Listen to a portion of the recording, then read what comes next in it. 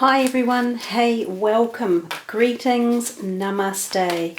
Welcome to your April reading with me. Guys, April portends to be a month where there are a lot of very active spiritual energies around. We come to the month this year in 2017 where there is the energy of Easter. Now Easter, whether you are religious or not, celebrates the birth of Christ, and Christ is also an ascended master. So ascended masters make themselves very available in this time frame of the Easter period for each year. So as we move into April, we're moving into that Easter period where we will find energies, heightened energies of light, love, and higher vibrational energies. It's a time where you can quite often connect very easily with the spiritual world, with angelic masters, ascended masters, and spirit guides. So I think it's a month where a lot of action and interaction can happen and change and take place. So hi there, Gemini. Hey guys, let's see what's in store for you then for this powerful month of April coming up. And I know I've been really late to load the videos up, but we have been very busy here at home. We've had a happy experience. We've had a wedding in the family. So it's been all go, but for all the best reasons in the world, which is always wonderful to celebrate a happy event. So Gemini, let's follow this layout. 6 main cards, a 7th overall, and then a vibrational card at the end. Your first one is work and prospects. Your second one is home and needs. Your third one is luck and desires. This is looking pretty powerful, guys. Your fourth one is friends and support.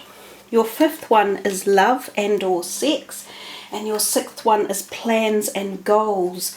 Your 7th overall energy card is, wow, as I said, looking pretty good. You have the star as your overall provider and energy for the month. Okay, Gemini, you've pulled some big cards. So 3 major arcana cards, 1 ace, and 3 court cards, sword, wand, and a cup. So I think when you get the court cards, when they turn up into your readings, one of the first inference is that it suggests that people play a part in the month. So this isn't just a personal month about you. There will be a lot of interaction with other people, and most likely, given the position they're falling in relationship sectors and in different areas of your life as well. Let's move to that first card on the top left, the Emperor card. Now here's your work and prospects zone, and I think Aries may have had, or someone else may have had this in their first card in that zone as well. The Emperor stands for Aries energy, and we are moving into the Aries birth date right now. Well, in fact we are in it. So this card could be telling you about events or circumstances that are occurring right now in time for you at work. So there could be something significant happening. The Emperor is also known to be, often he's depicted as an older person, so an older man who's quite authoritative, whoops a daisy, authoritative and determined, just like that young cat was that sped across the table, upsetting our cards. He's full of knowledge, power, determination, follows the rules, so he can be like a leader or a boss or someone who is an advisory position or a mentor. When he turns up, it's usually to say things will be done my way and they will be done in the correct way and we will follow the rules and this is the establishment. You know, so we get a bit of that feeling around your work environment. So if any of you are working for big corporations, the Emperor really fits that bill. It would tell you to be fastidious and perfunctory at this time, so not to do anything haphazard or lazily, or turn up to work late, or not turn in projects on time or to not do them properly. He crosses all his T's and he checks behind hidden doors to find out what's not working and who shouldn't be around. If this is you, it could be yourself as a owner of a business, and you might be wanting to emulate this feeling, and you might be wanting to bring some of your employees or cohorts into line and get them to perform again, because it feels as though there needs to be structure and boundaries set in place, or there is a great deal of that and there is no way of breaking it at the moment. Very much the timing is right now. So as I say, there could be something significant coming your way. You might be brought in to speak with this person at one level or another. He might be recommending you for like a promotion, or he might be a person who interviews you too for a job position. So see how that feels with any of you. The next card out is your home and needs card, and that's number 2 in the second position, quite synchronistic there. The High Priestess. Again, she's a major arcana card. She has quite a lot of influence and power behind her, not so much at the physical end, the way her neighbour there, the Emperor, does, but hers is more esoteric and spiritual and of the mind, body and soul. So she often indicates a period of time where you connect with your innate needs. Now, if this is around the home, you might be feeling very attached to your home or spiritually addressing it. Some of you might be bringing in a more spiritual presence or flow to your home. Some of your homes might need clearance, like clearing out negative energies. This is a hard thing to say, but and some people don't understand this fully yet or aren't aware of it, but every home you might move into that's not brand new, and even then a brand new home had land before it and people or certain events may have happened on the land. But when you move into a new home, there has often been energies before you that may need to be cleared for various reasons. There could have been negative energies or fights, or there could just have been issues with the house, like it needs venting or airing. So there's a feeling about that when the spiritual card comes to the home area. If any of you do want to clear your home or raise the vibrations, there's many ways to do this, and some of the easiest are to use the likes of this, which is a Tibetan bowl, or anything that creates a noise frequency that raises the level of the normal frequency within a room that's been dreary or had some negative emotions. That's one way. You can sage a room as well. You can put intent in it. You can open windows and let fresh air through.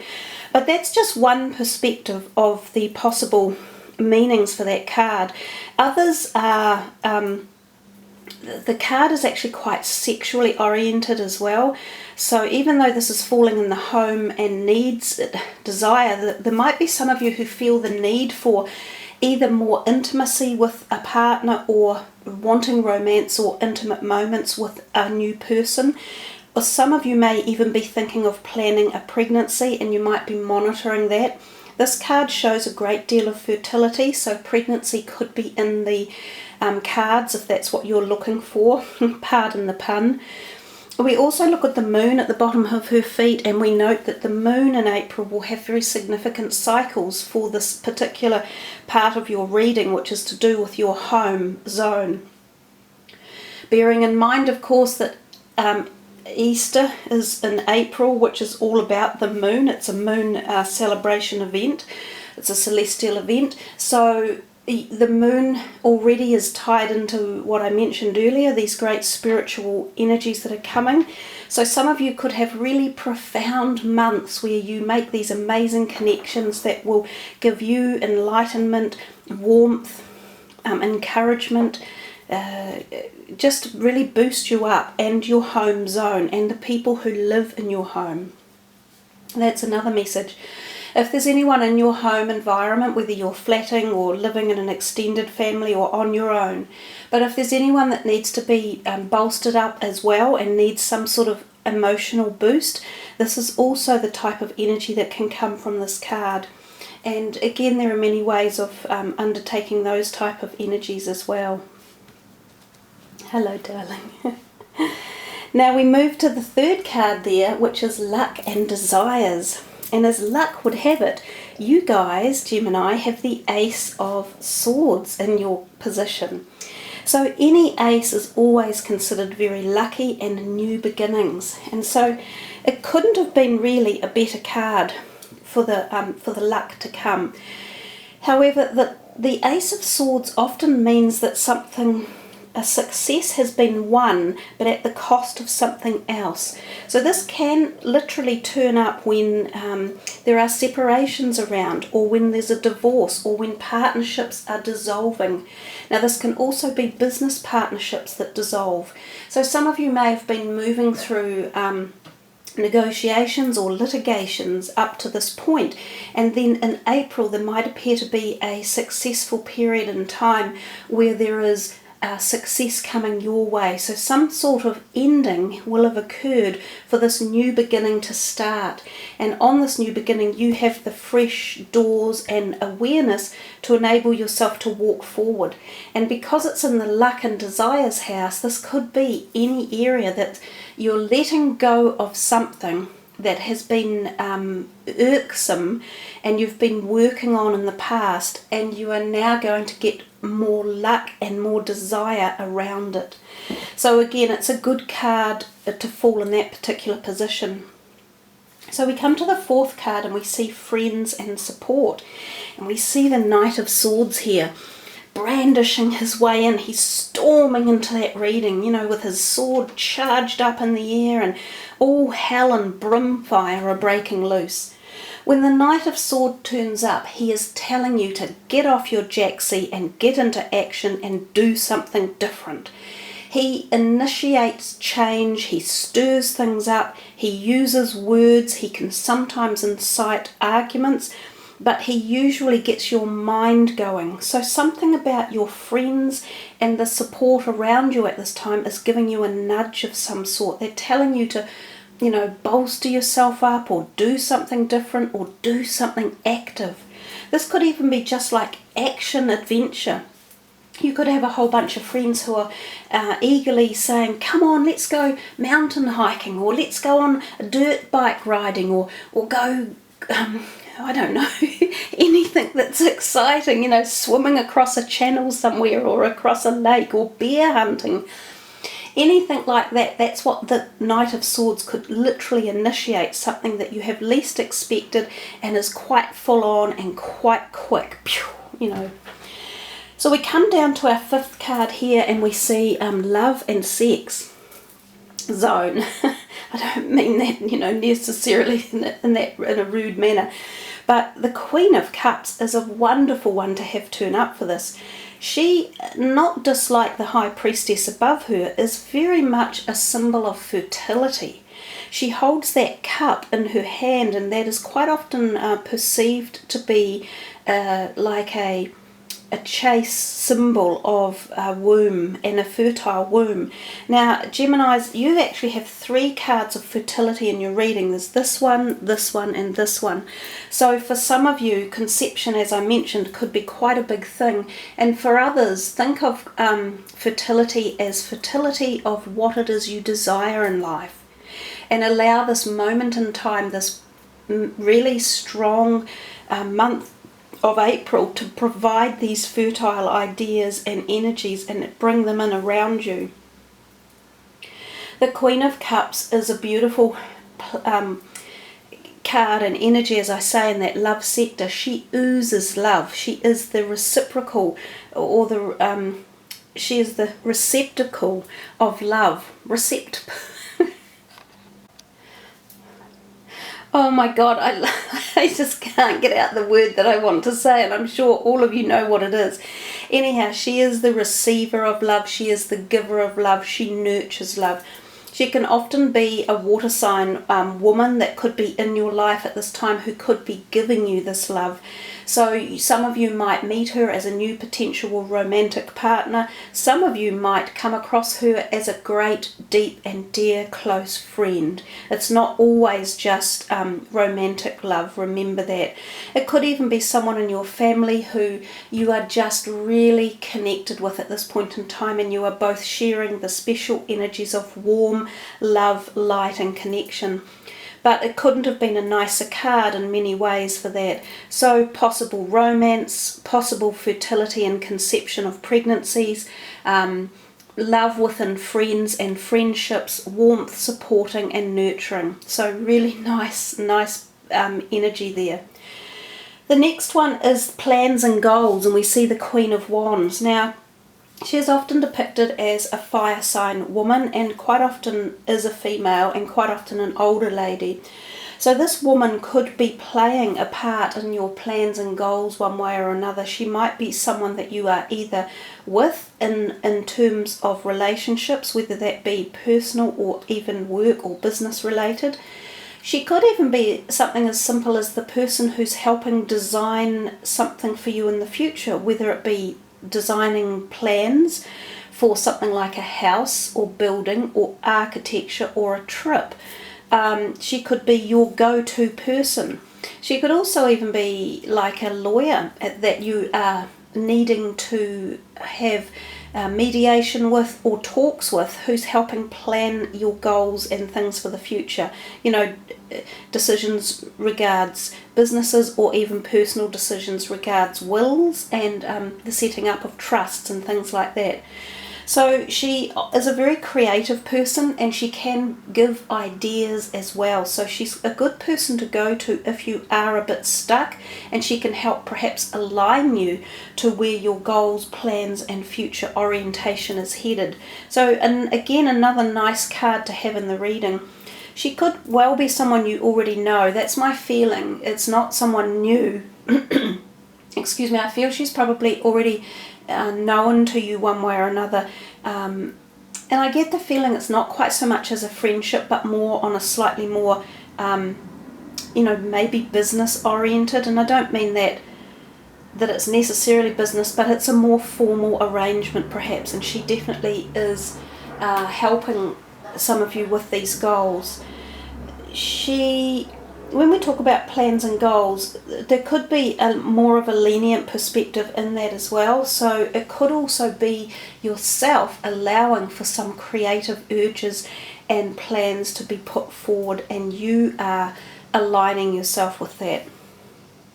Let's look at this overall card, the Star over here. It's such a beautiful card, and when it turns up in a reading, and especially in that position, the overall energy, that Star card is revered as one of the most powerfully positive ones in the deck. So when it turns up, it exudes out harmony energy to all other cards. Not that you have any negative cards in your reading anyhow, but the Star amplifies positivity and decreases negativity. So for you guys, it feels as though your month is almost aligned to the planets or aligned to the stars. And I think we do have some really high celestial alignments in April, and we have talked about the fact that it is Easter, so we've mentioned that there is this really spiritual connection, which we've seen with her up here as well. So you have this potential energy to connect at a very deep level, and also with any of your own spirit guides, angelic vibrations, helpers around. They could be felt very strongly in the month of April. So they may lead some of you into positions where you find wonderful synchronistic events occurring and synchronistic energies which are positive, and you will understand them and get to feel more of a flow of the universe's energy with them. The Star also talks to us a little bit about the need to balance things, just like this kitten needs to. Hey Enzo, hey darling. You need to balance the physical body as well. She is pouring water into a pond and water on the grass. There's often a message in here about hydration and keeping your body well hydrated, and also spending time near periods of water or bodies of water. So some of you may be either going on a holiday in a place like that where there's water involved, or some of you may be needing to spend time beside water to get clarification or more flow of something. That's another possible meaning for that card. Again, she does talk of fertility as well and sexual freedom. So any of those particular points that have been raised with that card could well be indicative of the energy that's coming your way for April. So now that Enzo has managed to distribute the cards in his own merry haphazard pattern, let's put these ones away and see what your last card is going to be.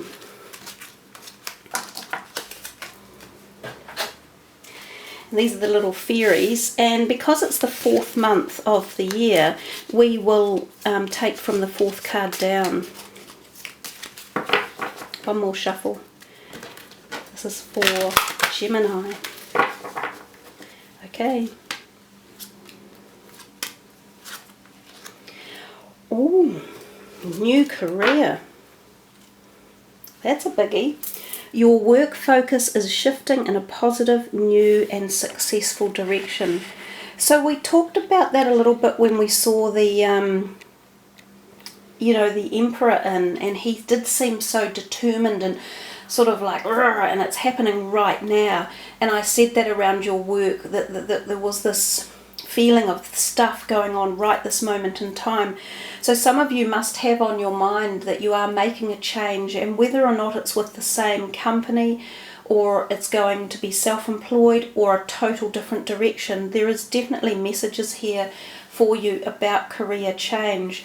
So possibly some of you have not been that happy in the current career you're in, or the company that you're being employed by, and possibly because of someone like the Emperor making too many rules and regulations.